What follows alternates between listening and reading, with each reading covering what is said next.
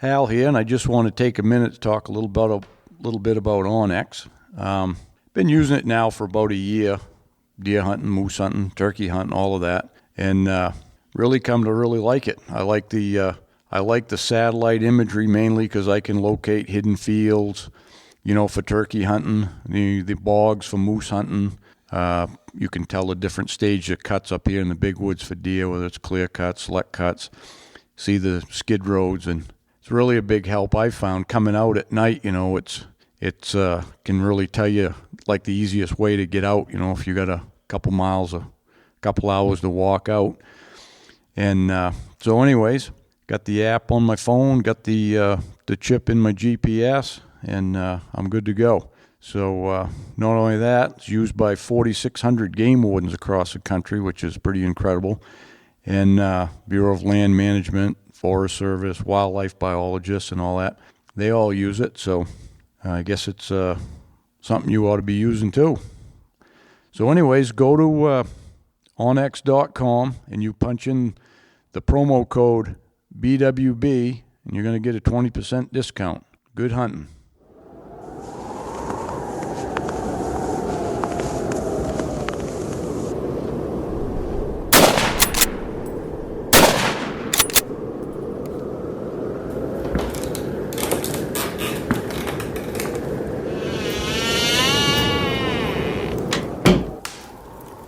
This is the Big Woods Bucks podcast. Come explore the big woods and timber in North America with your host, Maine master guide and deer tracking expert Hal Blood.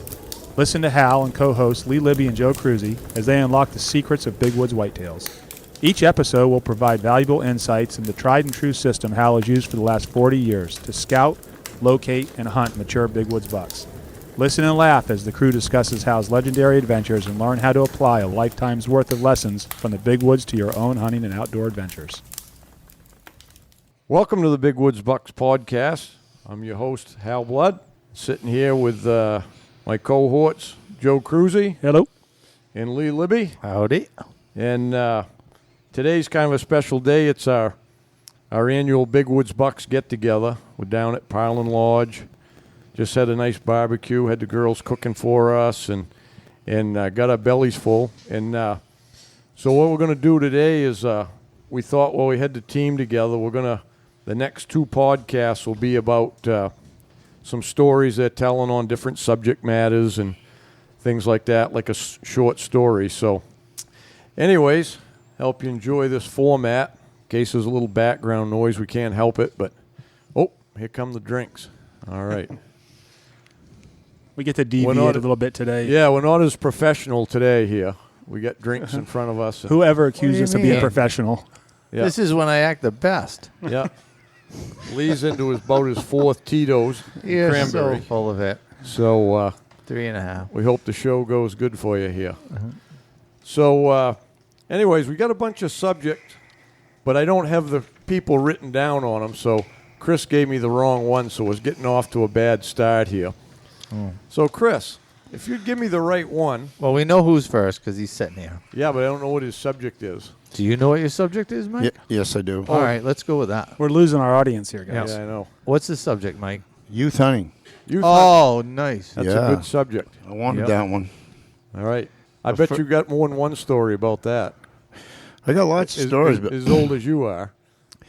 I had a news flash I thought our listeners might want to know about. I traded in my flip phone. Hey. Talk to the microphone. And I got a real phone now, thanks to Hal and Debbie Blood. So I can have the Onyx now, and I can do emails. Nice. Yeah. All right. He's into the 21st welcome century. So how does this go with youth hunting? No, that was just I just want to make that announcement. Oh, nice. Yeah, it was a big announcement. He's so proud of that phone. He came up. It's the first thing. He looked like a little kid that just got a toy on Christmas. He comes running up and he's like, look at my new toy, Joe. I can see where I'm going now. Leave him alone, Joe. He's ready to leave. I know. Mine doesn't have batteries, Joe.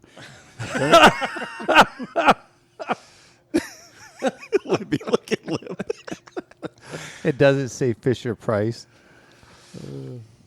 Adam and Eve. We're proud. Did you get your Onyx all hooked on it? No, Joe's going to do that for me. All right. Yep, I am. I'm never getting lost. I would again. just give it to Eric. It'll be done in like 2 seconds. Really? Joe will screw it up. You know he will. Yeah, listen to him. He's right. I will screw it up. Okay. Well, I'm never So getting. we are proud of you, Mike, by the way. We really are. Thank You're you. coming right along. I thought that was important to bring up, Joe. It It is. And, At 72 years old, you got a smartphone. I'm sorry. look at all the years of wisdom there, though, Lee. Yeah, really. All right, so talk about youth. Well, you know, one of our missions here at Big Woods Bucks is youth, is getting the kids in the woods. There's so many enemies out there that are trying to keep our kids out of the woods. Right. Trying to convince them that, you know, it's not the thing to do. And unfortunately, they see it all the time. I mean, let's face it. Most of their teachers are antis, you know, that they see in school and all that. And it's us that are saving them. I brought up 2 boys, and I brought up a girl, and she wasn't much for the hunting scene, nor the fishing scene, but the boys were, huh? And I can't tell you how many awesome days we had out in the woods together. And I really feel that respect that they had for me and respect that they had for the outdoors and other people, they got that through going hunting all the time and going fishing with me. And I can't imagine having a child and not offering them that thing that we do, huh? Being in the woods. And I can tell you a lot of stories about taking my kids hunting.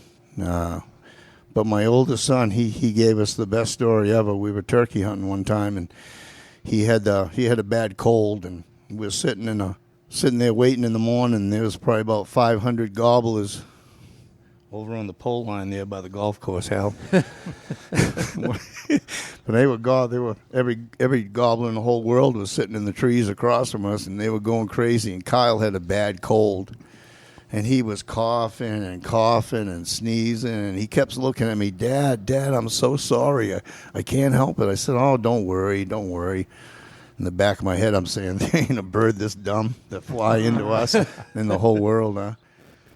So, I mean, the bird started flying down, and this bird flew across the pole line and landed right on top of our decoy, the dumbest turkey in the United States. And Kyle was still coughing when he shot that bird. And I'll never forget it. He looked at me and goes, Dad, I'm not sorry anymore. So, but I just, you know, at Big Woods Bucks, we want the kids in the woods. So how do we do that, Mike? Do we go as far as shame their parents into making them feel like they should introduce their kids to the woods? If that's what it takes, Lib, I mean. I have no problem with it. I really don't. Imagine that. He goes right there. Because Big Woods Bucks, we're on a mission to shame the parents. I mean, everybody in this room and outside of this room has been raised in the woods, and they're all good people, and we all feel safe in our environment. Don't you? I mean, and I can see the passion in your eye when you talk about youth hunting because you feel so, you know, strongly about it. So right. How as Big Woods Bucks members do we change people's outlook and not make what we do look terrible to their children? I think changing people's outlook is that ship sailed, man. I don't think we're going to do much on that, you know. I think that it's the kids that are going to show the interest to their parents. The parents aren't going to offer it to them. They're going to show it to them from maybe picking it up from us, huh? Right. Or so. I think the biggest thing that, you know, we all have had taking kids hunting. We take our own kids, and it's natural to expose your own kids, your grandkids, or whatever. But it's bringing someone that, you know, whose parents don't hunt at all, and reaching out to that person. I know Rick's sitting right over here at the bar, and I noticed that when I first met Rick years ago. That's one of the things that he always did that I liked, is he would take kids that, you know, their parents wouldn't get them out or whatever. And I think that's an important aspect of it, because those are the ones that the other, you know, it's a natural that our kids are going to at least be exposed to it. They can decide whether they like it or not, but it's the ones that would never get the chance to do it that I think people should focus on, and we need to get them out, because once they get hooked, it's game over. Yeah, I mean, I offered it up to, you know, my kids, and my oldest son, he doesn't have any interest in hunting now, and, you know, he grew up with it, and he went all the time, but now it's, you know, it's not something he wants to do as an adult, huh? And, you know, my youngest son, he's the second coming of Hal, you know? I mean, he's 8-pointers every year, one right after the other, So, yeah, I mean, if they're given the shot, I mean, they take it and they get lessons from life out of it. I can't tell you, sitting against them oak trees at sunrise, turkey hunting, we had a lot of nice talks, They tell me about their girlfriends or, stuff like that. And that you might not have never had that conversation if you weren't sitting, at daybreak. I think the biggest advantage for me was that my daughter could hear. So when the turkey gobbled, she'd tell me that there was one gobbling, I mean, that's important stuff. Yeah, you got to have those young ears. Come in handy during moose season, too. Yeah. But, yeah. That's a good point. I mean, it is. It's whether hunters don't like, I mean, I think some people look at it, they kind of like it, like, oh, they get more woods to themselves, but that's not the way you should look at it. We have to build numbers. We have to bring hunting back and grow the sport. Well, one time, Mike, remember we did that earlier on, we did that youth turkey hunt, and that was a good time. We had 5 or 6, 7 youth turkey hunters. Maybe we ought to plan something for this fall, like all the team members get a youth out, whether it's their own kid or grandkid or just take a kid, Yeah, I mean, let's put that on the agenda. We've talked about that. Yeah. Woody on the agenda. Woody on the agenda. Make sure you give us the right sheet. Yeah. We'll get it on the agenda, and then maybe we'll, I'm sure we know people that have kids that parents don't hunt or something, but we'll get the word out there anyways. And to me, that's one of the best things to look at in social media is just scrolling through on after Youth Day and seeing all the kids that got deer. Oh, There's nothing like it. The videos. I mean, everyone's seen that. The one that came out this past year, the little kid that didn't get the deer and they were crying. Yeah. So we'll get him next time, buddy. That was the best, man. I mean, you got to like good all stuff. the kids' pictures too, Yep. Oh, yeah. Yeah, those are definitely the best ones to look at, I grew up and my dad didn't hunt, So, I mean, I kind of had to, bully my way into, like, going with my uncles. And then I found out, well, that wasn't much fun because all they did was drive deer to them. And the only dead deer I saw were at their feet, not mine, huh? Right. And then after I hunted with those guys for a long time, I finally figured I better do my own thing. And when I was 14 and 15 years old, I took off on my own gig there and started killing deer. But, I mean, I don't know. I really don't know where I would have gone if I didn't have hunting fishing. And when I was 15 and 16, I'd, probably been in the penal system, Right. You were. But on the right end of this. He's just like saying penal system. What do you mean, Lib? What are you laughing at? No, anyway. He meant you was on the right. You ended up on the right side of the law at the end of see, it. Right? Libby doesn't always mean that stuff. He doesn't always mean it. That's what I meant that time. He might have been with me the night I did get locked up.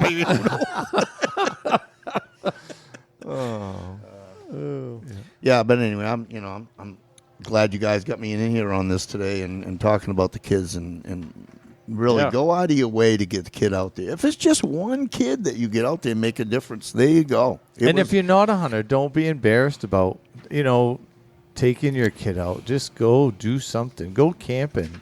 Yep. Show a kid how to start a fire. In this day and age, I still think one of the most important things to teach anybody, I still teach my clients that. A piece of birch bark and a 99-cent Bic lighter can save your life, and they're amazed. Yeah. I've had full-grown men stick their hand in a fire and say, oh, that's hot. No kids.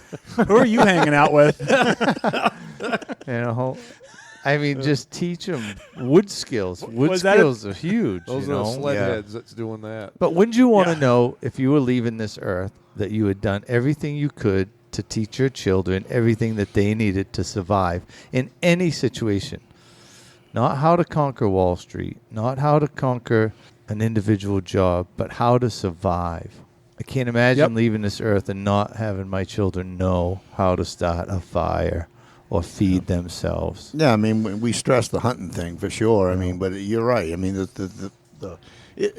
being out in the woods isn't, it's not just about hunting. It's just maybe you're fishing, maybe you're camping. Like Liv says, you're teaching things, Leon's a deep thinker today. I know. I told you it's dark inside of here. I think it's the Tito's. I was going to say, It's dark inside of his head. I was going to say he's pointing to his head when he says that. Yeah. That's why when you tell people to look in my eyes, you really shouldn't. They're always bloodshot anyway. A whole bunch of sailboat fuel up there. Sloshing around. Well, Mike, Oh, shut. thanks for bringing that up. Yeah, I hope I brought the Being on, ratings yeah. up. You guys been saying. Oh, I'm watching the meter right now. They're spiking. Of course, I know. People from all over the world are hitting us up here. But anyway, right. and you know, I just want to say, you know, from my part and Marie and everybody, thank Hal and Woody and the rest of the crew for a great day here today. It was just fantastic. Yeah, fun. It ain't over yet. I know you guys got to go, but we're going to have some Where do you gotta go? Well, we have responsibilities, unfortunately. I can't discuss it at this moment. Sucks to have responsibilities at your age, don't it? Yeah, I know. But anyway, so yeah. He's leaving right when the open bar starts. Yeah. Such a What? shame. What about open bar, Joe? When's the last time you were in an open bar? Come on. Charging me for waters last hunting season. Was that a knock on Jess's drinks? No. Oh, yeah, that's what I would say. Yeah. Joe's got Jesse in the back room. You drag Jesse, the best bartender in the area, you're going to drag her through the mud like that, Mike? pour some more coffee brandy in that Calor bottle. Oh, my God. Coffee brandy. You really classed it up with that one. All right, Mike. Thanks a lot. Anytime, boss. Yeah. All right. Thanks, Mike. Who's next? Who's next? Eric Frigon Eric. is next. And he's got the subject that is really, I feel, the most important one, and it's about fear of the woods and navigating and stuff in the big woods. And Well, if you were the size of Eric Frigon, would you be scared of anything? no, he gets along. He gets along with the Sasquatches in the woods. They don't even No. intimidate him. Sasquatch is Eric's bitch. They keep me warm. But in the first part of my system I write about, it's number one. It's the fear of the woods and getting lost and all that stuff. So it's important.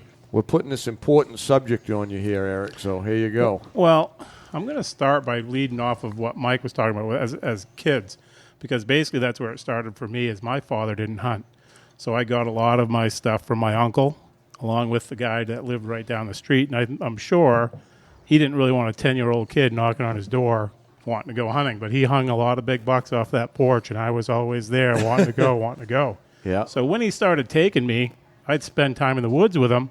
Even though at 10 I'm not supposed to be by myself, he'd cut me loose.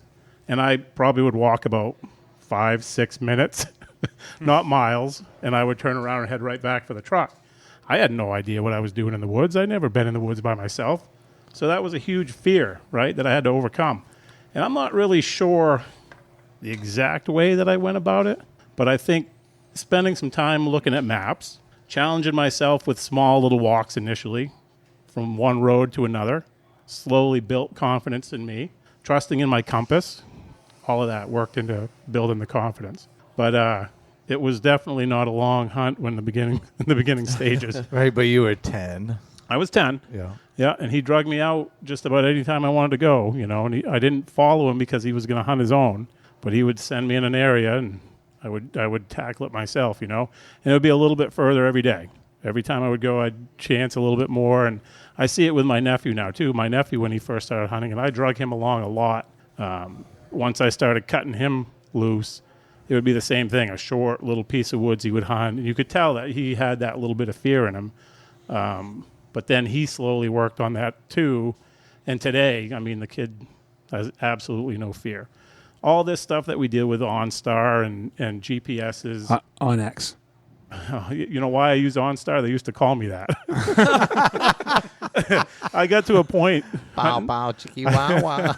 I got to a point up by the border where Steve was hunting with me one day, and he jumps a deer, and we're on the radios talking, and I'm trying to get in front of him, and he's telling me where he's at and the direction he's headed. There's no GPSs or any of that going on. It's all by radio. And so he says, I'm crossing this little brook, and I'm coming into a thick spot, and I go, when you pop out of that thick spot, you're going to see a huge cedar tree with a broken branch on the right side. So he told me afterwards, he's like, I had no belief in that at all. He's like, there is no way you know what tree I'm going to walk out to. So he does. He walks out and he sees that tree and he goes, all right, I'm at that big cedar. So I'm like, what way are you headed now? And he starts telling me. So in the meantime, I'm circling, trying to get in front of him.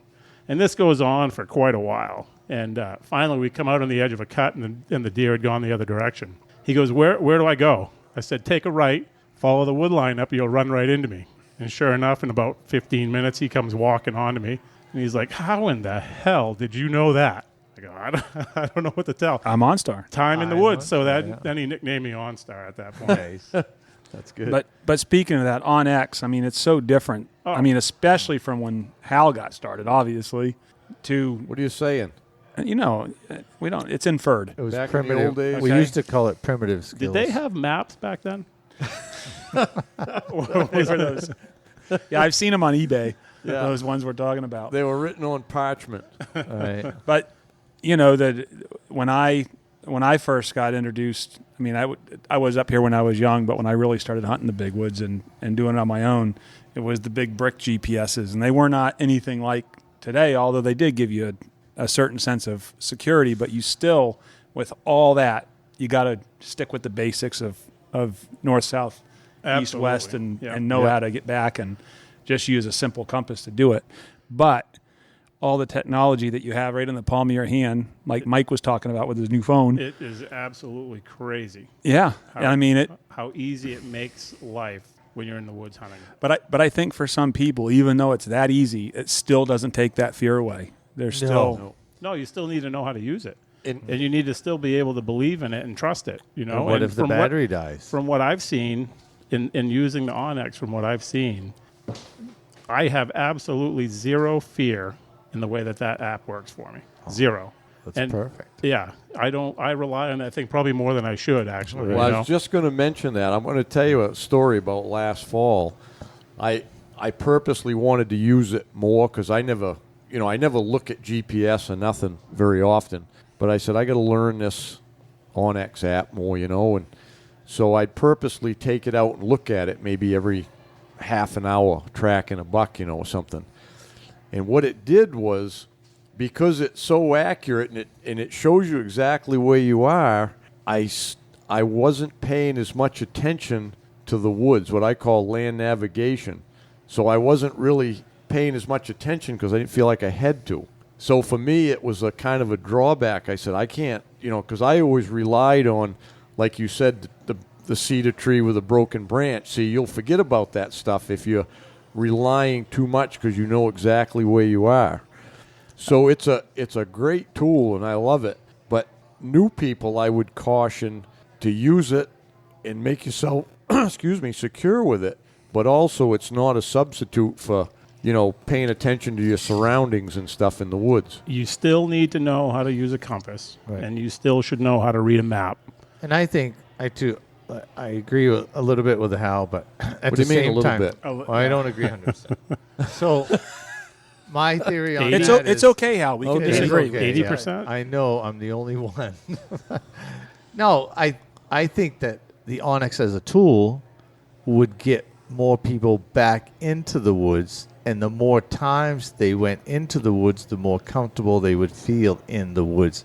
And that goes for a guy that hunts the same area. Like, I'm a firm believer in taking a chunk of woods and learning it. I think you're more successful that way. Now, our chunk of woods might be 20,000 acres, but you know what I mean? For the guy in southern Maine or Pennsylvania or wherever, if he's got a tract of land that he can learn. So there comes a point where he already knows where that cedar tree with a broken branch is, and he doesn't need his. I've hunted to a fault. I've hunted a lot of areas over and over and over again. Sometimes if we don't have snow, I do the same I'll thing. go yeah. back into the same areas, and sometimes we'll do very, very similar hunts when I hunt those areas. And I probably have shot more deer through the years in new areas that I've never been in before. And I think that's a huge place that Onyx can help, because knowing that cedar tree, or as well as I know those areas that I've hunted for years, when I go into a new area, I can easily look at topo maps of that area through the Onyx, and it helps me learn that area quicker. Now it doesn't take me a day, a week, 2 seasons to learn that new area. Now I know what I want to do when I get to the new area. And I probably have killed more deer in areas that I've never been in before than going right back over and over again to the same spots. I agree with that. I've killed way more bucks in a new spot. I always think if you hunt an old spot, you kind of tend to hunt it the same way, don't you? You kind of go through the woods in the same places. You build bad habits. Yeah, and you're missing a lot. I've gone through places before. I've hunted places for years and years, and all of a sudden, for some reason, I come in a different way or go to a different place and find a signpost rub I'd been by within 100 yards of 100 times. Right. Well, and look at it this way, too. If you know the area so well, nobody wants to go through the crap to get to where you want to get. So if you get into that area and you don't have much deer sign or decent buck sign, your mind is telling you, well, I'm trying to get to there. So the easiest way for me to get to there is to skirt around this stuff. Right. Whereas if you didn't know the area, you have no idea what you're about to get into. A lot of times you regret it, right? But when you go through those spots, that's where you find the deer a lot of times. Right. Yep. And I got... That made me think instantly when you said that. I got into an area this year. You ever get into the fir trees that are, and you think could you're hold you up if you pick up your feet. Oh my God! You think you're taking a shortcut and heading back over, and then you get in so far that you don't want to turn around and go back. Yeah, that just made me think of that when you were talking about. I had one of those this year when I was guiding, and I mean it was horrible. The only plan you have in those places is to get the hell out of them. Well, I was trying. Yeah. But it was committed at that point. Yeah. Yeah. Couldn't see the ground. But anyway, it's interesting you say you start the book like that, because I think that's one of the biggest things that the key. It keeps people, it holds them back. They're scared of the it. woods, you're not going to hunt the big woods if you're scared of it. That's one of the most I don't think you'll hunt any woods. Right. I mean, I think you'll find yourself sitting on the edges of fields and places where you don't have that fear of getting back to the vehicle, I just finalized all the trip plans and stuff for my trip in September out to Alaska, and to me, that's one of the most exciting parts, is just getting dropped off into a place that I've never seen before. And, you have an idea what you think you're going into, but it's not going to look anything like that. Are you bringing somebody to hear for you? Yeah, I am. And his name's not Eric. Another one that didn't get invited. I'm going to have to step back here and get ready for moose season while he's out hunting. Yeah, well, someone's got to do the work back here. That's all right. I'll do it. I was thinking I'd be in his suitcase is what I was thinking. Well, this is just a scouting trip, and then we're going to do like a company hunt out there. Yep, that's my plan. Nice. I'm going to check it out first and sounds good. Get it figured out. Well, all right. Good. Yep. Learn your navigation. Thank you, Eric, very much. Yeah. Learn map and compass, but use everything else as a tool. It's a handy tool, all of it. The GPS, the Onyx, it's handy. Yep. It's like it's a good sense of security, but it's like anything Lee just mentioned. What if the battery goes dead or something? You're out in the woods. And all this stuff can happen.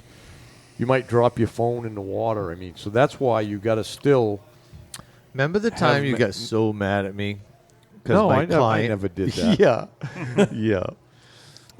My client dropped his radio in the water, and he couldn't call me, and it had that big buck on the ground. Oh, yeah. He finally called me on the radio. Leb, where are you? I said, I'm at the bottom of the hill. Get up here. So I go up. There's a dead deer. You got to take better care of your clients. I'm like, I told him to call me if he shot something. The guy's like, when I stood up, my radio fell into the water puddle and it wouldn't work. Now that I know the rest of this story. You know why I've heard a lot of stories. You know why it fell in the water? Because his hunter's on stand. He's down there beaver trapping. My client That's was true beaver story. trapping? He's down beaver trapping while his clients are on stand. It worked. Yeah, it worked. Did you get any beavers? Yeah. And I will say that we always talk about, well, what about if your batteries die? That's probably not going to happen, but falling in the water is something that could happen real easily. Don't you have a good answer to that battery thing during your guides exam? Yeah, I just said I had backup spare batteries, and then spare GPSs. You had a backpack full. I had everything. Yeah. Well, I had an answer. No substitute for knowing map and compass. That's right. Oh yeah, that should just be. I mean, basic. just the basics skill. of, all right, the road that I'm going in off of runs north and south, and I'm going in east. Yep. I mean, just that will save you. Yeah. Oh, yeah. All right, Eric. Thanks for the hot I can tip. go fishing now. Yeah. No, You're excused. you Oh, got to that- hang around I'm for the party I'm later. sorry, that was my. You can take my Go spot. I'll go fishing, but be fishing. back for later on. I may. We'll Open bring bar. fish with Remember, me. Joe said open That's bar. right. I forgot. That's right. Yeah. Open bar tonight. That's right. All right. All right. Thanks, Eric. Thank you. Hey everyone, Hal here. Just wanted to take a minute to talk a minute about the Woodman Arms muzzleloader. We got them all set on the website to build your own and or buy your Big Woods Bucks model. Either one you want to do. But anyways, we've tested it a lot, and I can honestly say it's the most accurate muzzleloader on the market. Best to carry in the Big Woods or anywhere else at 5.5 pounds. You can't go wrong with it. So get on there and check it out. Hey guys, Joe here. Wanted to take a few minutes to talk about Lake Parlin Lodge. We're a 4-season lodge located just south of Jackman. We've got cabins, lodge rooms, mini lodge. We're a big snowmobile destination in the winter, full restaurant, bar, all the amenities that you need for your trip. Open obviously through the summer, right on the lake. Kayaks, canoes, all included with the cabin. We also do a lot of weddings, so if you're looking for a destination wedding, we can do a wedding up to 200 people. And, of course, we've got our hunting season, moose season, deer season. So check us out. We're at lakeparlinlodge.com. Hey, Hal here. Just want to take a minute to talk about the hunting club. And you can join by going right online at bigwoodsbucks.com. But anyways, I've got all my information is going in there, and it's a place where you can get together and look at my films, tips, writings, and all of that. And the best part is forums for you to communicate with, the rest of the club members, talk about Big Wood stuff and all of that. So anyways, $36 a year, cheaper than getting a Starbucks once a day. So join up and hope you see you on there. All right. Who's next? Oh, Jason DePlazo's next. Jason He's got a good DePlazo. story for us. Is he the guy that Woody kept yelling at during the meeting? Yeah. His phone Yeah, I was think going so. off. Yeah, I he was think so. late. Yeah.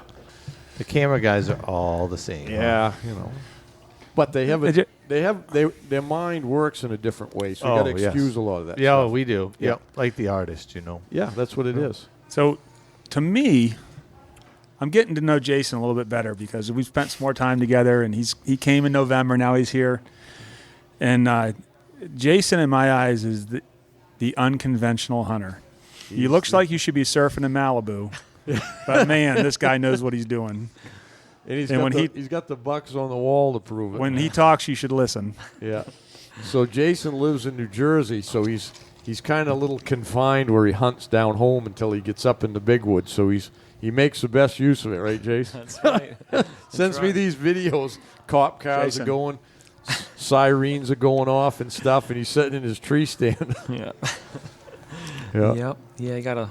That's the thing down there. Now, you really gotta look for some off-the-wall spots to try and find where the big ones are. And, Yeah. and it's real varied. We got the Pine Barrens, farmland. There's a lot of different places you can look. But now, with less time, I got to try and hunt close to home and try and find out where the best bucks are. You got some buddies that help you with it, right? Oh yeah. I'm always working off of tips because they're pretty rare near us. So with one scene, it's kind of a big deal. Yeah. Yeah. For anyone that doesn't remember, when he was on his last podcast, it was on the phone, and he talked about the first time he came to Maine, and he was successful the first time after reading Hal's book. So that kind of That's right. said a lot. Next day, he showed his buck up in the big woods. Yep. Not about your book, but about Jason's skill level. Yeah, I know. I knew that's what it was about. Yeah. Yep. That was Yeah. a good time. Then for he's sure. he's got the state record in New Jersey with the bow. What? Yeah. Yep. Yeah. Yep. How big? It's the archery. It's the velvet archery buck. Yep. It grossed 170. Oh, in Three. velvet. Yeah, in velvet, typical 10, and netted it, in the 160s somewhere. Yeah, Huh. it's a good one. Yeah. Then you shot a Boone and Crockett and your farm in Kentucky. Yeah, I got one. Yeah, one Yeah. in there. Yeah, another Boone and Crockett in Iowa. I got a couple good ones, you know. But, You got a couple good ones. yeah. Understatement. Yeah. But Cool. Yeah. So let's hear about your most memorable hunt, like an urban hunt. Yeah, well, that's a funny one, you know.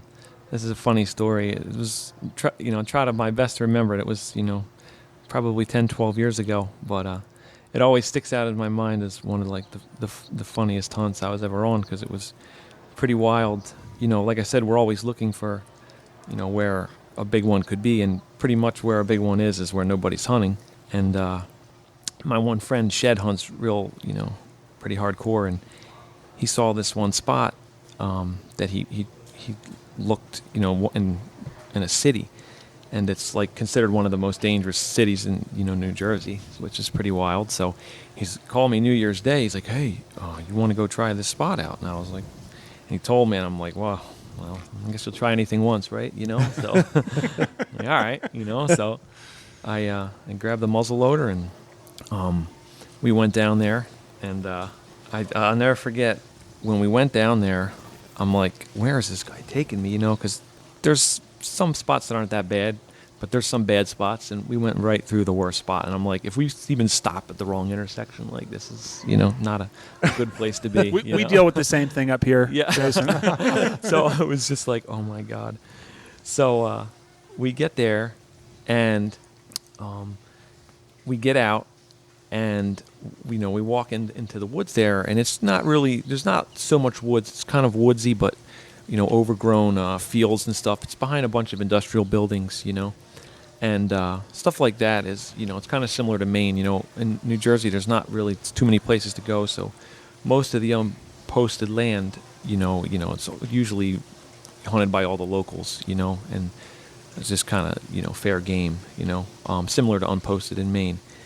So that's kind of what that situation is. So, we go in there, and there's no sign of a hunter, which is next to impossible. You can't walk into any woodlot in New Jersey, and there's not a tree stand or cameras or something, But there was huge rubs everywhere, and I was like, oh my God, this is like, there was something big in there. You just knew it.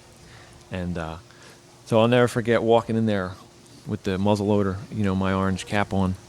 And like I start going through the weeds in the brush, and like I come around a corner, and then there's just like 5 guys on buckets with like needles in their hand, and I'm like, and they look at me like they saw like a ghost, because, these guys have, got this big rifle over my shoulder, and they're like, oh.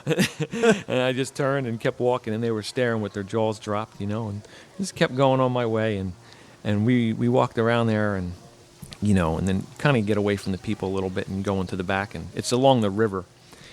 So we're walking around, and my buddy's over on the one side, I'm on the other one, and he calls me. He's like, "Oh my God, I saw a giant," and I'm like, started getting exciting, and we noticed there was a nice pinch point down by the river. So I was like, all right, well, I'll go wait down there by the pinch point. So, because I figured eventually if he moves them around, they're going to come by there, and I sat there for like 2 hours, and I didn't move. I'm waiting for him to come through and shoot out towards the river, and I'm like, it's not working. They're not coming, who knows where they went. So 2 hours, I didn't see one deer. As I stand up, my gun, I don't have my gun, it was leaning against a tree. I stand up, and I look up, and there comes this like parade of bucks. There was like 10 bucks and one giant in the back. And if I would have been sitting there literally 20 seconds more, I would have had the easiest shot because they ran right by me broadside by the river. I was like so pissed off. So, so No shot? No shot, because my God, I wasn't holding my gun when I stood up, And then we kept walking around there. I didn't see him again, and went back the next day, and then I sat in that spot in the morning. I'm like, I'm going to sit there, and because I figured, it'd be a good place to get on one, catch one, come through that pinch point again, and the same parade of bucks comes walking through, and they come by pretty fast, and I pick the opening, and I'm waiting for the one, and the big one comes out and stops right behind a tree, broadside, and I'm like, and then shoots out like there was no shot, I could have shot every buck super easy, all walking through slow, and the big one like runs in, stops, and I was like, oh my God, it's that buck. So we keep going. I can't find him. I can't see him. We're walking all around in there. And I'm just kind of still hunting through later in the day, and I saw him. But this time, he was on the wrong side. You know, it was in his direction. It wouldn't be safe to shoot, you know, so I couldn't shoot. And I'm just like, you know, how lucky could this deer be? So finally we gave up, and I'm like, you know, this ain't going to happen. And we're walking out. I'll never forget it. And we're walking out, and there's like 40 acres of reeds, you know. I mean, this deer could be anywhere. He could be 10 feet from you. You can't see him. And we're walking out, and I look up, and the buck is staring at me at like 20 yards away, just looking at me. And all I can see is his antlers. And I'm like, oh, my God. You know, towards the river with a perfect shot. And, I didn't know where his body was, but I could kind of think about where it was. I put the gun up, lined it up on him, and I put it down like to where I thought his neck would be, and I let one rip.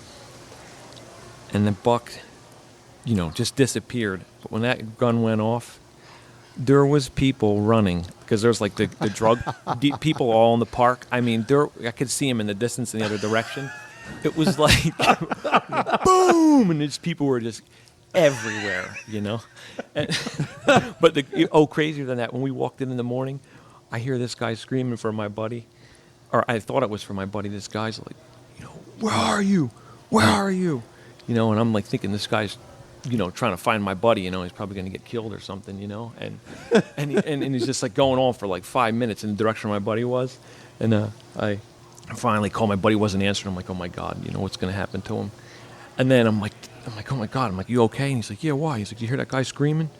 He's like, oh yeah, he's a nice guy. I met him. He's looking for somebody to beat him on some drug money, you know. And I'm like, where are we? You know, like, why am I here? You know what I mean? It was like the craziest thing. I know the guy. Yeah, it was just so. He'd met him. You know, it was like, it was just so crazy.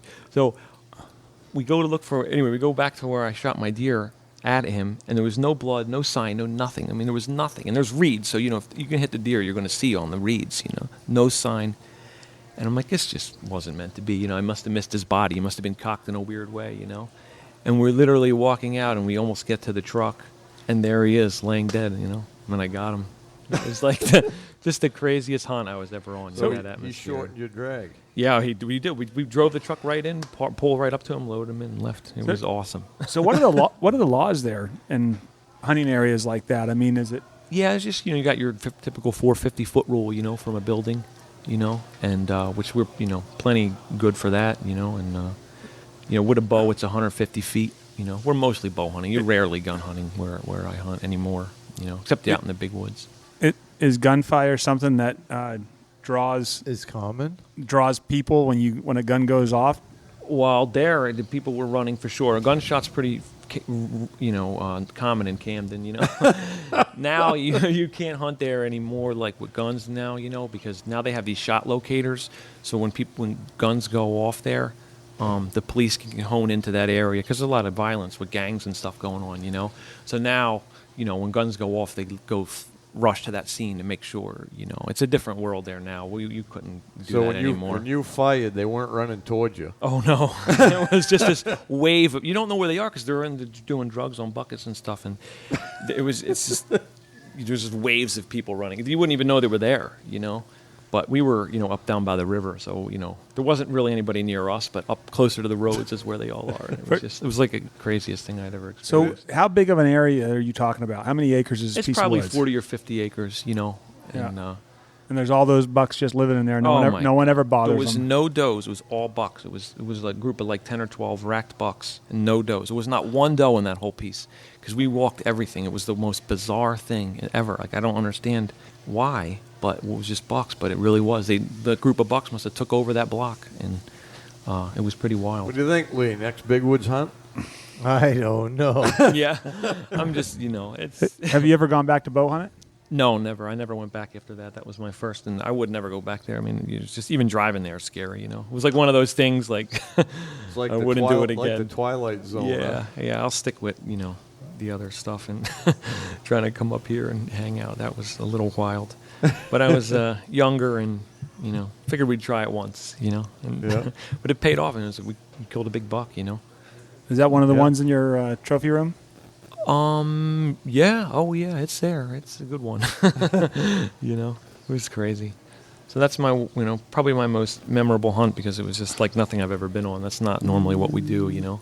Yeah. But, that's the thing. Back at home, you got to look for off-the-wall spots to find them, and where nobody would be. And it's the only place they are, It's not like cover or quality of habitat. It's really like where's nobody hunting, because it's, Right.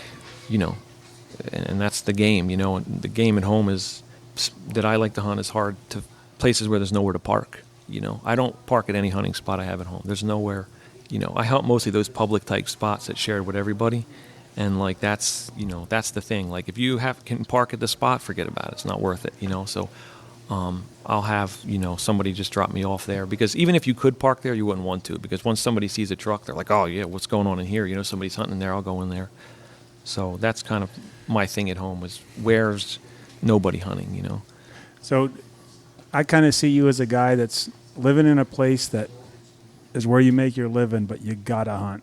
Yeah, like it's just that's in what you. do. So yeah, you gotta hunt. So you're gonna do what you got to do. Unfortunately, yeah. And you've obviously studied it and figured it out and. Yeah, make the best out of it. I love hearing the stories about hunting in the city because it's just so different. It's so different. It's crazy, It really is. But he's working his plan to get out of there. Absolutely. Right? I'll be up here one day. That is the goal. Working my way towards it. Bucks hard. beware. Yeah.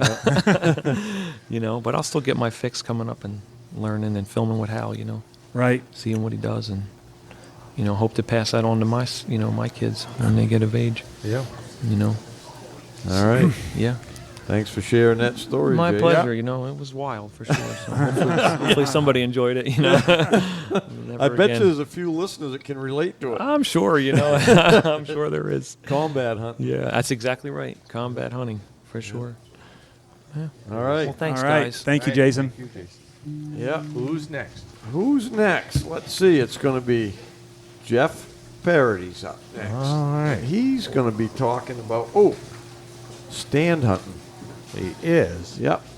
He's got this stand hunting stuff down to a science here in the big does? woods. Yeah, he knows how to sniff them spots out. Nice. Yep. Welcome, Jeff. Hello. Hey. Looks like the sky opened up outside. Yeah, it's going to be You wet. were right with the forecast, Hal. Oh, yeah, I got the day all planned out. You know me. Garden shower. Yeah. So welcome, Jeff. What's the subject? Stand hunting? Yeah. Well, this thing's echoing or something here. I don't know. That better? Yeah, that's better. I'm going to work it as we go. I'm trying to. All right, you're going to work it, huh? He likes Work to play it, huh? with. He likes to play with his knob. It's constant. Murphy. That's what I heard the other night by Chris. Jess, could you get Lee another drink, please? All right, so what do you guys want to know? What you know? Oh, How do you Because pick someday these? we're going to be old and have to stand hunt. So Well, I know, when I first started guiding up here, I knew right off most of the people were going to be sitters. You know what I mean? It's just, yeah. And quite frankly, in the beginning, I didn't. We used to guide more than one hunter Yeah. first few years, so we had to have places to put them, and I just always figured those signpost areas were good places, Yeah. or good scrapes or something, and so that's usually where I put the guys, and they were pretty successful. So Yeah. is that what you kind of look for too? Or? Yeah, I look for the signposts, and but what I really look for is I look for the does at the because archery season is for me is a little bit earlier than tracking and so on and so forth. So if I can dedicate a lot of time looking for does where the does are, eventually those bucks will show up at some point. So Yeah. and of course stand hunting is you got to be very patient. So Yeah. that's basically how I address it. So because, like in the big woods now, we all know that the deer are in pockets, right? You got to find them pockets of does, and Yeah. then bucks are all going to come through there. Oh, sure, yeah, absolutely. That buck there that Timmy got a couple years back there, him and we tracked him all the way to a spot where he ended up with the does.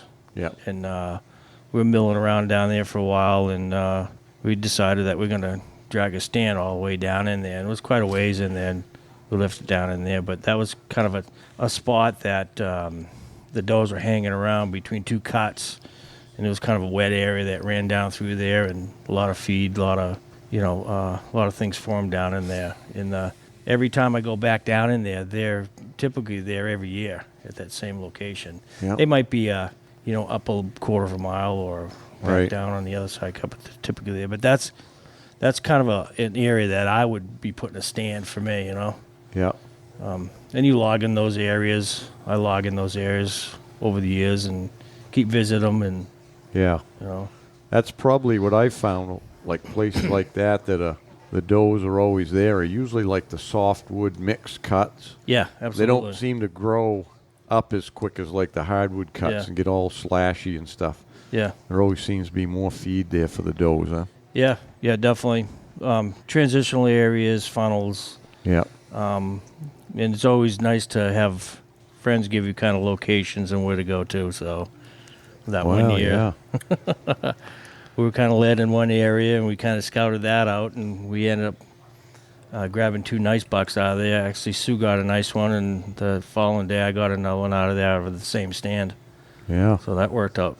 That worked out great. What time of the month was it? That was actually during the gun season. It wasn't archery, so that was it was like mid-November. Yeah. Yeah. I think it was the third week you guys went up. Yeah. It was just at the just before Thanksgiving. You typically sit all day? Yeah, I've been known to sit. I went back there, that same location, I think the following year, and I sat on that stand. I'd sit there all day. I'd get there at dark. I would sit there, and I'd leave at dark. Flashlight in, flashlight out. And I think I spent almost a week there, and I got a nice 8-pointer out of there. He come trolling through there. What time? He showed up probably around, I want to say about 2-ish. Yep. Yeah. When you and Sue get them other ones there? She shot hers first. I mean, Timmy and I had just left. We were going to go out and start tracking. Yeah. And we had crossed off the backside of the creek and started going up the mountain. And he went one way, I went the other way. And to start locating, and got halfway up the side of the mountain. All of a sudden hit, a few quick shots. That was early in the morning. Yeah. And, of course, we were on the radio yapping at each other. So, All right. Woody's interrupting us here. Thanks, Woody. That's what it, He was holding up cue cards. yeah. he's not going to fight, That is you he? couldn't read. So what I was getting at is what I found out was, over the years it seemed like we killed on the stands or even walking, but most of the deer between 10 and 2. I don't know why that. It just seems to be when we killed most of our bucks. I think my opinion on that's the transitional area where the does are they're starting to lay down, and those bucks want to move on, and some of those big mature bucks are starting to look around other places, so they start traveling. They're in that midday area is where I find it's always been hot for me. Yeah, I think they probably travel at night and they lay Yep. down towards morning, and by 10 o'clock they're all ready to go again. Yeah, most guys are coming out of the woods by then go for breakfast, but Yeah, that's what most people do. Yep. It's a normal thing when you get down out of here in the farm country and stuff. You go sit out for a couple hours in the morning, a couple in the evening, right? yeah, yep. And that's what people want to do here, but it's really the wrong way. I'd rather walk in at 8 o'clock and sit down if I had to and Yeah, spend the middle of the day there. Yeah. Yeah, I pack a lunch in, I pack everything, you name it, I'm there for the day. Yeah. Gets kind of boring sometimes, but Yeah, but you got to be committed to that. You're not going to see a bunch of deer either usually, no, I used to have an old PSP player I brought with me, and I don't know if you know what a PSP player is. You could watch movies. Hang on. Can I speak up? I'm going to put $100 on it that Hal doesn't know what a PSP player is. Oh yeah, he's not techie. Yeah. No, I don't know what a PSP player All right. is. Who's paying me? I don't have any money on me. Al, that's you. You're gonna have to The only pay. thing I know what a PSP player is it's a pointed soft point core lock. That's a pretty good player. Yeah, that's pretty good. Yeah. That was a good spin, Hal. That's impressive. Yeah. Good recovery. I like it. It's just a little device that you could watch movies on. It's got a little Really? yeah. So I'd sit there. You're doing watching just lost- movies in the woods? You no just shit. lost Hal. Yeah, I lost you, huh? It's like the riots. I lost you at the riots. Yeah. Yeah. What riots? Oh, No sorry. politics. No politics. No. Nope. Lee didn't get that memo. No. Yeah. All right, so you're watching movies in the woods. Yeah, I'm guilty of that. Ooh. I watch your movies though. Oh, all right. Oh, yeah. Well, that's that's good there. Yeah. Yeah, that'll work. Which one you watching there, Jeff? I don't know. I fell asleep on most of them. But, Hi. I'm only kidding. Hi. I'm Hal Blood. That was the early days, though. that He's was come that- a long way since was then. it? I never Woody's- knew who Hal Blood was until my buddy showed up with a DVD play. He goes, "Hey, you got to check this guy out from Maine." I'm going, "Who is he?" He goes, "Hal Blood." I goes, "I don't know who Hal Blood is. I never followed anybody." He goes, "Check it out." So he plugs it into my TV, and I'm watching. I'm going, "Yeah, my name's Hal Blood." Most of you guys don't know what a signpost rub is. But, and I'm going, oh, this is pretty cool. I've never seen anything like it. And that was my first experience with Hal Blood. Then I get I've to never seen anything like it. I get to my meet God. him, and he's a pretty cool guy. Yeah, he's all right. Yeah. All right. Now, what do you think when you pull your PSP out and start playing Hal Blood movies? I don't pull it out anyway because I'm next to Hal Blood. Yeah, okay. I know better now. Yep. I don't mind sitting all day. I don't usually do it up here, but in hunting south of here, Yeah. down in the bogs and stuff, I've done it. And the last time on my property where I hunted, I put stands really high because it's out in a bog, and if you get up there, you can see forever. So Yeah. my stands are at like 70 feet. Yeah. So 70 feet. they're on big. This one in particular is on a big pine tree. So it's like one of these deals where I'll get to the tree, in the dark, and I'll look up and I'll be like, I have it all set up where I text someone, whoever I'm hunting with or whatever, that all right, I'm starting my climb, and I'll go up, and I'm tied off and everything, but still, it's a climb. So I get all the way up there, and I got a really comfortable stand, so it was no problem sitting all day, and about, I don't know, 2:30 or 3, I decided I hadn't stood up all day. I just sat there, I decided I wanted to stretch a little bit before the best part of the day, the last hour and a half. And I stood up, and because I'd been sitting all day not doing anything, I stood up and stretched, and I instantly got dizzy. And this thought came over me, like, what should have came over me before I ever climbed in the tree is, what's going to happen if something happens to me in this tree? They'll never get me out of here. No. I'm in the middle of a bog 70 feet up. And I kind of had, in that second, I had kind of a panic attack, like, Jesus, I better get out of this tree. Yeah. Well, when I climbed down from that tree, it's the last time I ever went up that high, and I won't do it again because of that reason. But it was weird, man. Like I got dizzy and kind of. Joe, let me tell you something. It's weird that you would even think about going 70 feet up in a tree. Yeah, I know. It's weird. Because I don't think porcupines go that high, do they? No, but I mean, No, I don't think so. It's enjoyable though. Like if you're going to sit all day, right? If you're going to sit all day and you're going to look and you're going to sit in the same spot, why not see as much as you can possibly see, right? Yeah.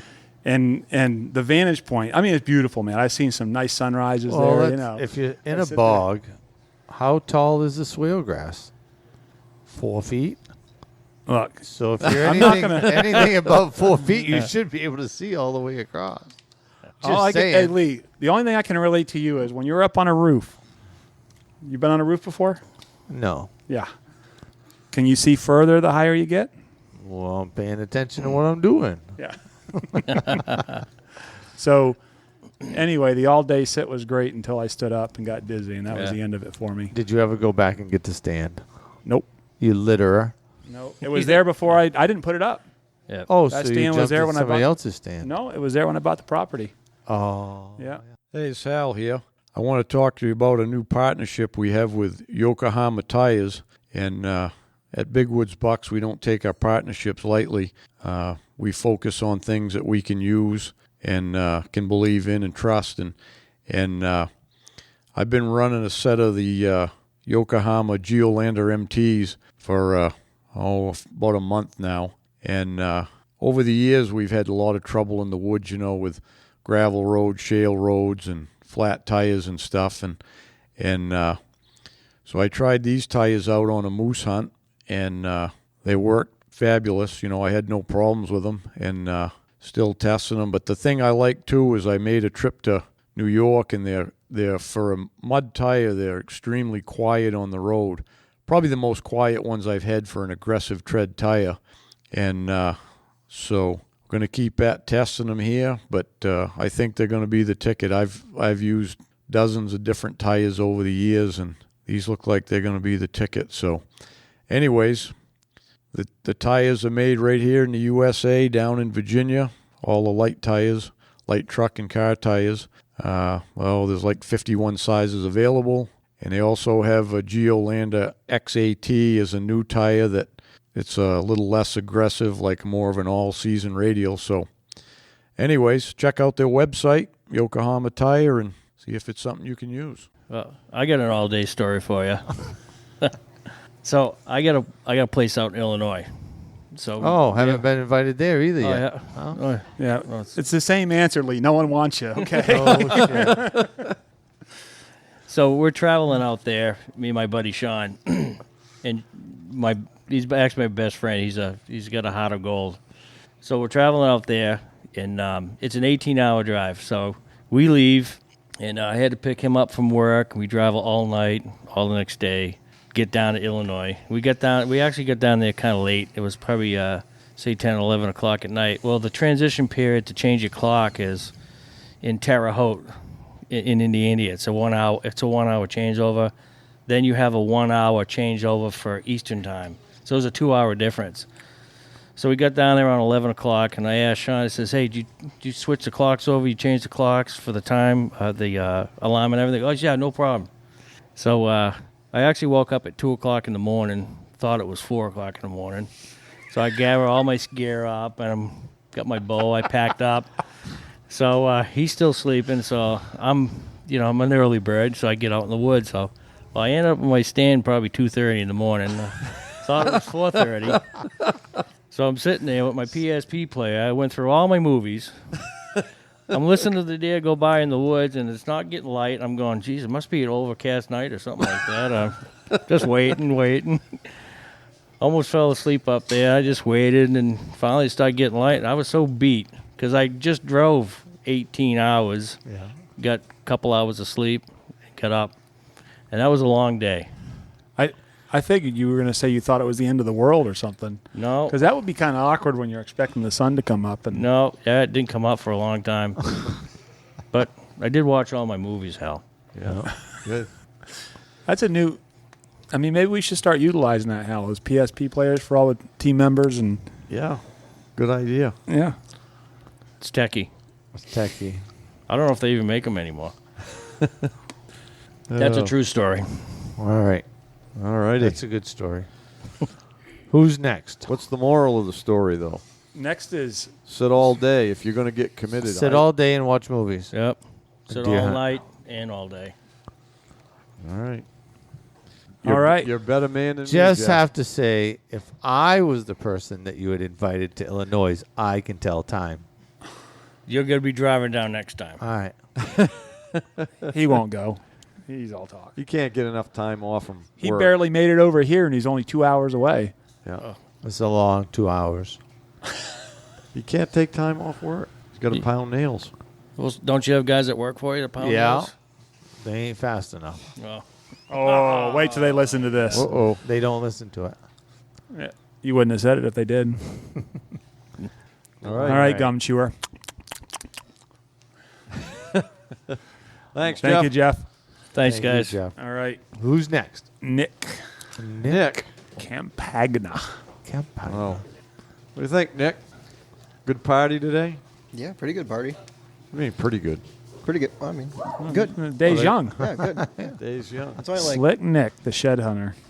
Slick Nick the How many shed hunter. How many sheds you get this year? You say two something? Couple. 100. 100. Yeah. Two. Yeah. I didn't do a final count. I think I got 228, but But who's counting? yeah, Yeah. I mean, Who's counting? Who's counting? yeah, could be more. Good job. Enough to buy. That's hard to do these enough days. to buy a new snowmobile, huh? Yeah. If I play my cards right, I can buy more than that. He's going to start selling some of them to that place over in Rangeley. That Is Main he? Mountain Millworks. Yep. You gonna get the first pick of them? I would like to get some good ones. Yeah. Yeah, you should get your first. Those antler coffee tables are pretty popular right now. Yeah. So. Yeah, but it's not. I mean, really. I mean, Nick's not a good shed owner. I mean, he's got a dog. Yeah, I know. Like, I mean, Yeah. that just. It's not fair. It's all no. It's not fair. It's all the dog. I mean, Nick has nothing to do with it. He doesn't find the areas. That's what that guy on Facebook said. Yeah. It's okay. I have a contract with the dog. Yeah, It says I get them all after, yeah. and then he gets food. He gets chicken, right? I can see the conversation in the morning. Nick says to the dog, "Hey, where we going today? Oh, I'm going to try this new spot over on Lincoln Bond Road. Yeah, let's go check it out." Yeah, he says I was laying on the carpet last night licking my butt, and I was looking at Onyx, and I found a spot we should go check out. So, Perfect. so what is Nick's topic today? Yeah. What are you gonna tell us about? I don't know. I forgot. Shed hunt. Read the memo. Oh, finding a buck track. Uh-oh. Uh-oh. I, There was be one all in the ears sand on pit this. today. Can you see them from Onyx if you zoom in all the way? I think so. They're working on some new Yeah. features on it that works. Yeah. Well, I was sitting over there, and I heard maybe I could find one from 70 feet up in a tree. yeah. Well, not the track, just the deer. Oh. Yep. Well, I mean, it'd be easy to find the track after. If you knew where the deer was. So that's the easiest way to find one. Shoot him and then. Yeah, and then just Yeah. walk over, and Yeah. wherever he came There from, it there's is. probably a track right there somewhere. All right. So So what I are you don't. gonna do? Ride the highways all day? I mean, you do what you need to do. I mean, It's a lot of miles you can cover in a pickup truck on a dirt road. yeah. I mean, I've done it all. No, we're done gonna it go all. take. We're gonna go take the ones that initial there. Buck track. Have you heard that lately? People are getting out of their truck at 3:00 in the morning and putting their initials beside of a buck track, and then they go in to find something else, thinking that they're gonna come back and take that one if they don't find something else. That's so what you know who Rick- to thank. Yeah. That's what Rick does. Oh, really? Yeah, Rick does that. Rick, if you ever see P in your initials, it's me. And I'm going to be on that buck track. Yep, that's me. That's the way they Can't do it wait in to do Rangeley, I Rick. can't wait to do it to somebody. I just want to pee on your initials and take your buck track. I usually just get out and walk in the woods about 40 yards and walk backwards and. I'm gonna start doing that. I didn't even know that was a thing. Oh yeah, Yeah, yeah. I'm sure you didn't. It's a thing I'm now. Sure you've never done it. yeah. Like every time you come across a track. You always have to check it out if you see tracks in the woods, right? You got to go in there 50 feet because they're getting. Some of them little suckers are ambitious. They'll walk in there 100 feet and then back out. I think that's one of the lessons is if you do see that, you got to at least work it out for a couple hundred yards and make sure they really went after it. Not in New Hampshire, because the first guy gets on the buck track, and the second guy drives around to cut that guy off. And they're pals. And the third, Yeah, and they know each other. Live the free or third guy die. goes around to cut him off. Yeah, that's why, there's a bunch of different ways. But like we were talking when I said I'd done it all. I mean, from a truck, gated road, or just a road you can drive but park and just go. Because like up here, we found out last year, you never saw a good buck track crossing that road where I went out with my client. And then you Right. get in that little piece of woods, and they were just Right. going back and forth between the streams and the roads, and I've they been- don't have to cross the road. That's what I tell people. Everybody's running around the roads looking for tracks, and for every one track you see crossing a gravel road, there's 10 more in the woods that didn't cross. Oh, yeah. That's like, so a lot of the places, for instance, where I shot that real nice one a couple of years ago in New Hampshire, we found that track from the truck, but we'd never been there before. It wasn't, we weren't going there specifically looking for that buck's track or anything. Yeah. We were just going there because there was a good fresh blanket of snow and it was good conditions. And we had kind of a plan of where we were going to go that day, and it worked out. That's where the buck ended up going. But now, for the most part, I went out there this year, and there's guys just everywhere. There's guys parked everywhere. There's trucks going back. And I mean, you got to pull off into the ditch all the time just to let somebody by. So I kind of gave up on it. And I've been hiking. There's a few roads that are gated. You go more than 200 yards past the gate, and there's nobody. Right. I mean, they're not walking They just don't want to do it. Too lazy. You know, and you are saving energy if you can find a big buck track from the truck. But if you can't, you have to be willing to expend the energy to find one. Yeah. And you can get away from people pretty quick if you do that, you know. Yeah, usually pretty quick. My Yeah. motto is if I see another truck or track around in the woods, I go somewhere else. Yeah. I ain't hunting there. I don't know. That buck I killed 2 years ago, I crossed 6 man tracks and walked by 2 gentlemen. And if they're listening, they know who they are. We're friends now. Yeah, this.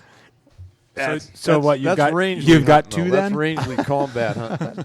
That's Rangeley combat hunting. I did find a few gates over there shed hunting. Oh, they're everywhere. If they're closed now, are they closed during deer season?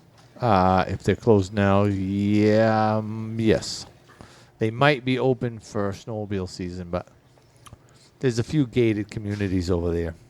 Yeah. Yeah, that you need a key to get into.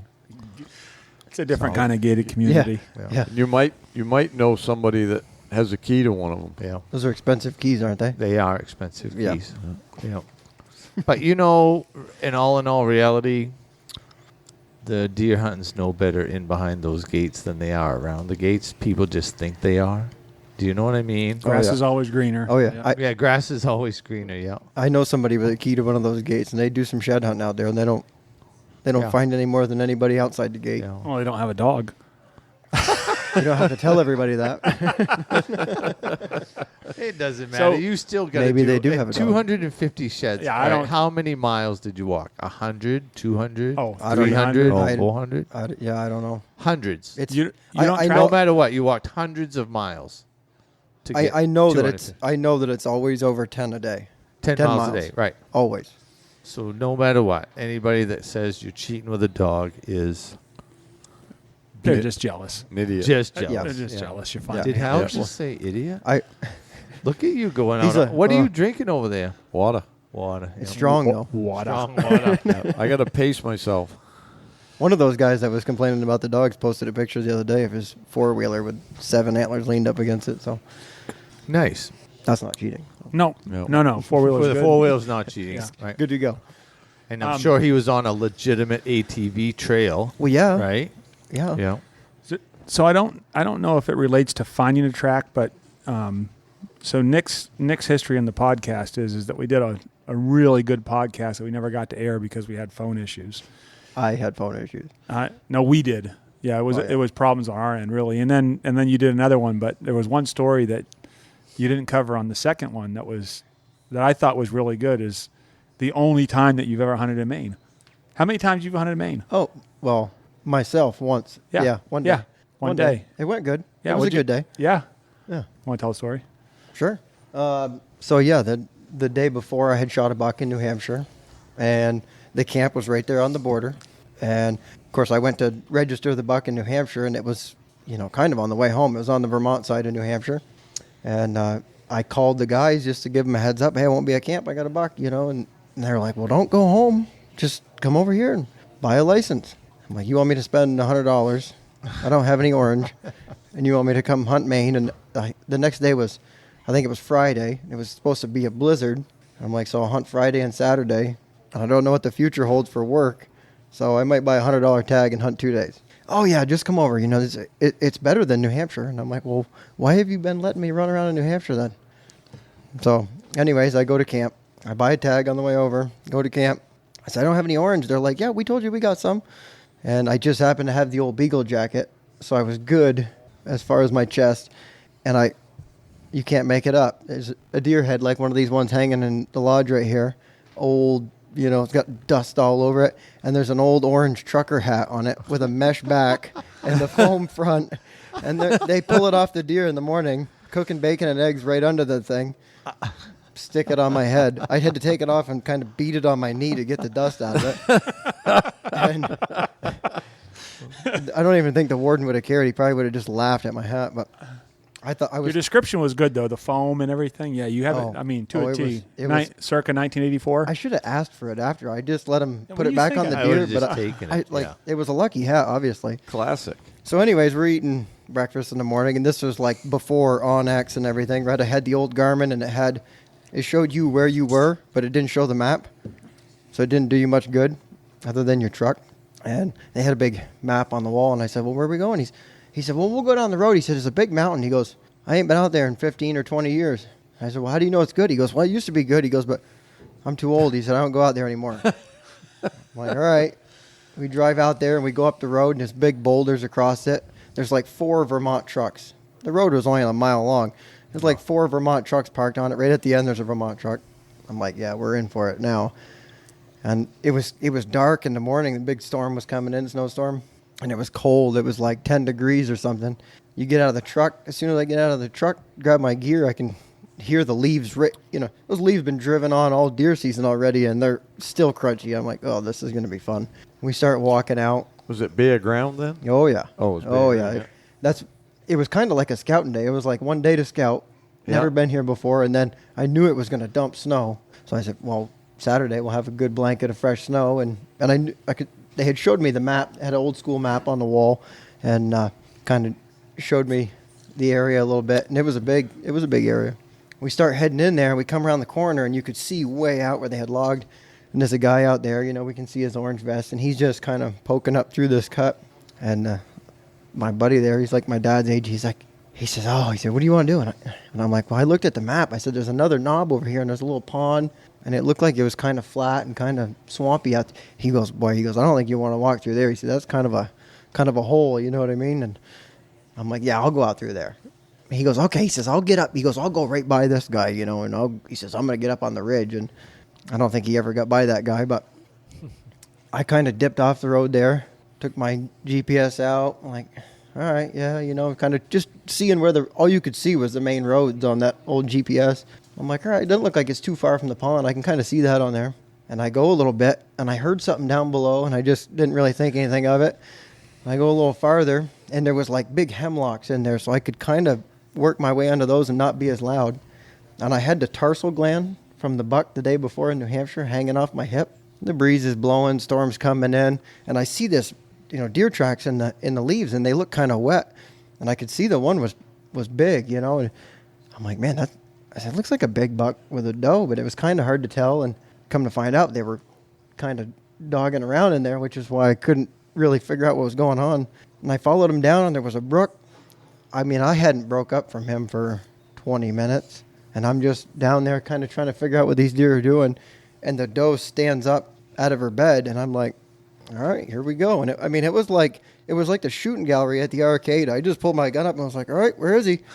And he stood up, and I could see his brow tines. He had like 6-inch brow tines, and I'm just waiting.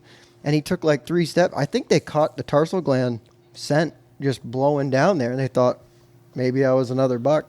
And he took like 3 steps, and he put himself right in an opening, and he was kind of quartered too, and he was, by far the biggest buck I'd shot then. So I just pulled up, pow! I didn't even really, take my time too much. And his chest hit the ground, and he just kind of scooted his chest along the ground, and I ripped 2 more at him as he was kind of scooting along the brook.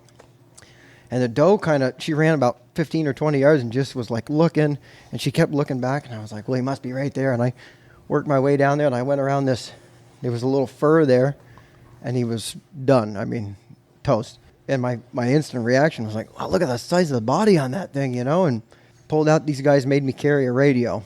It was like the camp policy. You have to have a Marine band radio for safety, So I turned the thing on, and I'm like, he's right.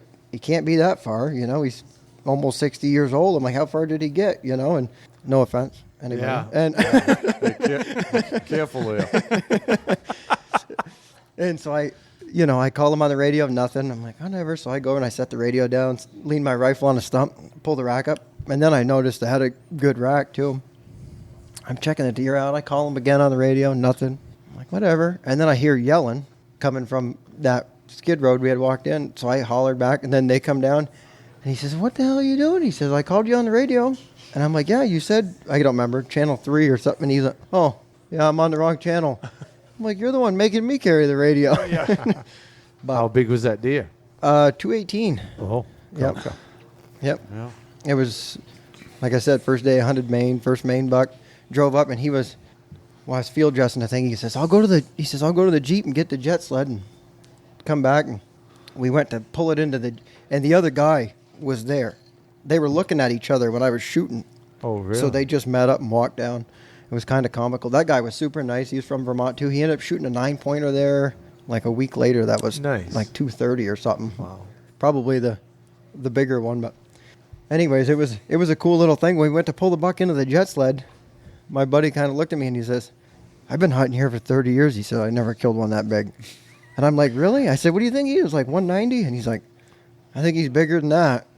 And we brought it up to, it was a long drive, but really it was probably the closest. We brought it up to Bo's Buck Camp, and there was a young kid weighing it in, and he's like, oh, that's the biggest one we weighed in. And it wasn't. I think there was one 221 or something, but I was pumped. We went back to, Yeah. How long were you in the woods for? 20 minutes. Counting the dragon and everything? No. No. I probably hunted for 45 minutes. I don't know. Nice. Beginner's luck. Oh, yes. It always is. Well, if anyone remembers all the stories Nick told last time, he was literally raised in the woods, and I think that contributed to it. Yep. Well, if you just stay a beginner, then you always have that luck. Yeah. That's right. Man, he's got some words of wisdom. Yeah. He always pulls that stuff out. I'm still a beginner. Yeah. You're a beginner till you know everything, and when you know everything, you're done. Yeah. Good story, Nick. Thanks a lot. Yeah. Did we learn how to find a track? Just walk. I just wanted to, one of the things that we've covered it before and talked about it, but we're always going to be repeating stuff. But it's one of the biggest things that I struggle with is if I'm in a nice piece of woods and I'm not on a track and I'm looking for a track, I cannot help but I start hunting before I have the track because you just never know. But I think one of the things that you really got to discipline yourself for is find a track first. Move, and everyone has a different way of doing it, but I think it's something I'm working on all the time is just to forget about, because if you get into something that just looks bucky and you're expecting every corner you go around and every log blow down you see, you're expecting a deer to You ain't tracking, you're still hunting. That's right. That's exactly right. So one of my dad's buddies, that's what he always said, that he wasn't a great tracker. He'd shoot all these big bucks and he had Adirondacks, but he'd say, I'm not a great tracker. And there's always snow when you're killing these deer. And he would say, well, I would just he says, I get into the sign. He said, and then I still hunt through the sign. He goes, a lot of times there's a big buck track there. He said, but they just stand out so much easier when there's snow. He's just still hunting through and just, makes his own luck and whatever works for you. Sounds Cool. good. Yeah. All right. It's got to be about time, ain't it? We about wrapped up for this session? yeah, so we're gonna We're going to continue on for the next episode. Yeah. And got some more stories coming up next 2 weeks from now, right? Yep. Just want to remind everyone to like us on Facebook and YouTube. Subscribe on the YouTube channel. Click the bell.